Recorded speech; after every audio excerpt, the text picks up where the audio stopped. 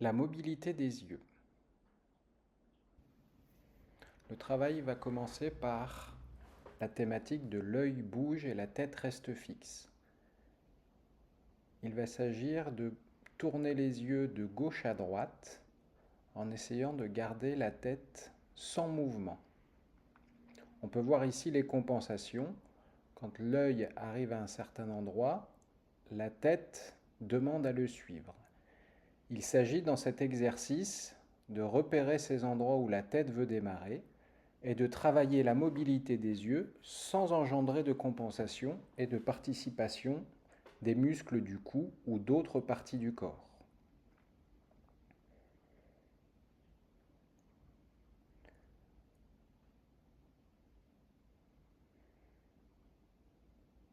On peut travailler ainsi en mobilisant les yeux de gauche à droite, de haut en bas, en faisant des cercles. Et on le voit ici, on pourra travailler ensuite avec un œil ouvert, un œil fermé, toujours dans la même recherche des compensations. Ici, la tête veut participer vers le haut. On réalise des mouvements en s'arrêtant juste avant, afin de pouvoir retrouver cette indépendance entre les muscles du cou et les muscles des yeux. La même chose avec l'autre œil ouvert et l'autre œil fermé. Des mouvements de gauche à droite, de haut en bas et circulaires. On réalisera également les mêmes mouvements avec les deux yeux fermés, en essayant de ne pas bouger la tête tout en la maintenant relâchée.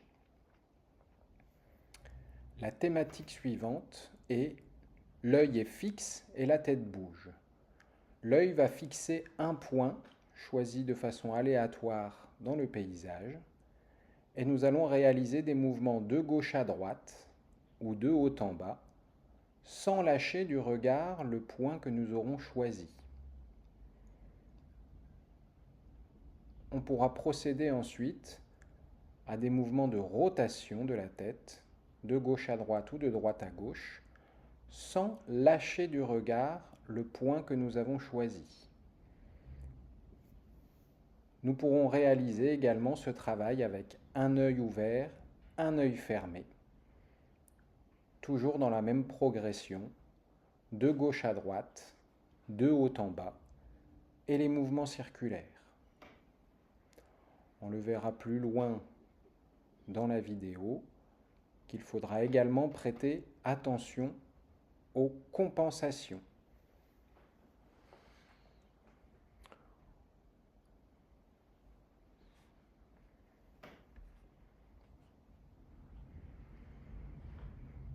Et les mouvements circulaires dans un sens, puis dans l'autre. Ici, on a pu voir la première compensation. En tournant la tête d'un côté, le regard veut suivre. Il faut sentir ce moment où l'œil fuit pour travailler ensuite la mobilité de la tête dans des amplitudes qui n'entraînent pas la compensation de l'œil, jusqu'à ce qu'on puisse de nouveau mobiliser la tête dans les secteurs sans lâcher du regard le point que nous aurons choisi.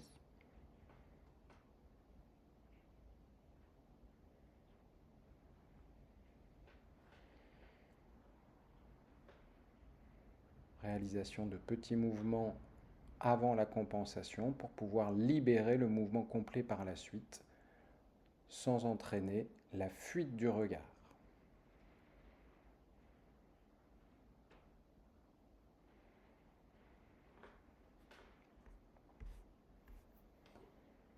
La troisième thématique de la mobilité des yeux est les yeux et la tête bougent en sens contraire.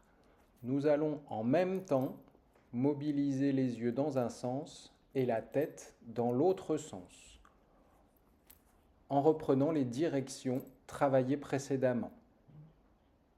De gauche à droite, de haut en bas, et par ici les mouvements circulaires.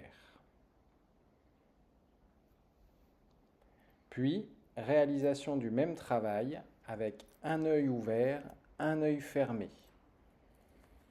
il faudra patiemment chercher la bonne coordination pour faire bouger l'œil dans un sens et en même temps la tête dans l'autre sens.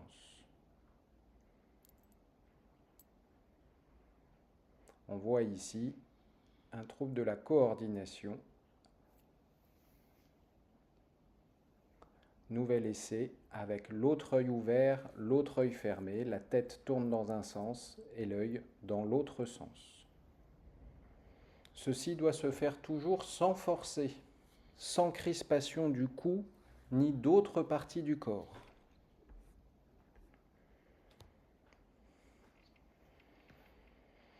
Dernière proposition de travail, ici, les yeux guident les mouvements du cou. Nous allons utiliser les mains comme des jumelles et suivre les arêtes, par exemple, du mur ou de paysage que nous avons devant nous, avec les deux yeux ouverts, ou bien juste un œil ouvert, un œil fermé, où l'œil et les muscles du cou vont aller dans la même direction. Le même travail avec l'autre œil, on cherche ici à libérer la mobilité du cou. Attention aux compensations qui peuvent apparaître, que nous allons voir par la suite, où le cou ne bouge pas et ce sont d'autres parties du corps, les lombaires, les hanches ou les dorsales, qui viennent réaliser ce mouvement.